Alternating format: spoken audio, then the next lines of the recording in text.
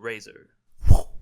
Hey, this is Rayzr Ray, and class is back in session. We got ourselves another drawing walkthrough by Line Sensei, and it kind of looks funny because the character that he's drawing is this little owl girl, and it kind of looks like she's saying, "Oh, hey, caught me dumping in the woods again, I see." But you know me, if I'm gonna draw a character dumping, I'm gonna draw a Zelda. What? And what do you know, Nintendo recently dropped a video game called Echoes of Wisdom, where you play as Zelda throughout most of the game. Let's go! Okay, so starting off the back, Zelda from Echoes of Wisdom is probably about 2 heads tall, so I had to change it to about 5.5 to 6 heads tall in order to properly get the pose down. Initially, I was going to draw the character with her hair flowing upwards, as though she just recently squatted down to pose, but instead it looks better to just have her hair flowing down her back. And instead of giving her the expression of, "Oh," I decided to have her smile for the camera and throw up a peace sign. She's like, "Ah ha ha." I initially found it tricky getting the right size of the wand, because compared to the size of the character if in the game, the wand is relatively huge compared to her body. Actually, now that I think about it, I think this might be a staff. Wait, let me look it up real quick. A tri-rod? Okay, so if I were to scale it upwards, it would probably look more like a staff, but for the sake of the pose, I'm gonna make it look like a wand. The next issue will probably be the feet. Her feet in the game look like tiny mint chocolate candies. So what I decided to do instead is to draw her wearing big, brown, blocky shoes. You know, like a Klondike bar. What would you do for a Klondike bar? I know what I would. Anyways, I accidentally ended up drawing arms on that glowing gummy creature that follows Zelda around. Kinda made it look more like a Luma from Mario Galaxy. But whatever, I like that game. So I'm just gonna suck it up and keep it moving. It's sort of like how that gummy creature is sucking up a portion of its eye into its mouth. What's going on with this design? It looks weird. But I think the most difficulty that I had with this pose will be the legs in the squatting position.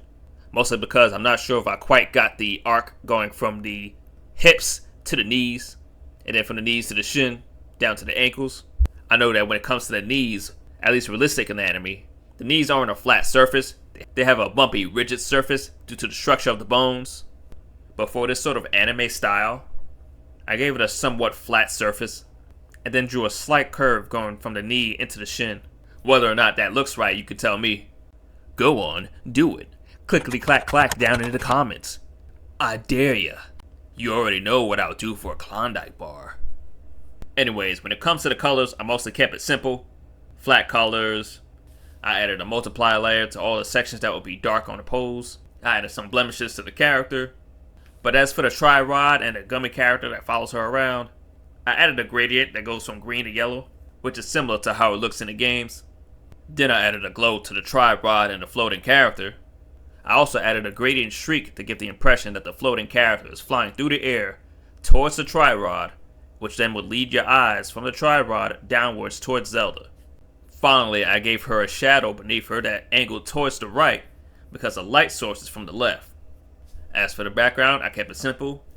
I made it a flat color rectangle and made it smaller than the canvas to give this overall framed picture look to it. And that's all I got for you guys today. I hope you have a good one, and make sure to keep your mind, body, and soul razor sharp.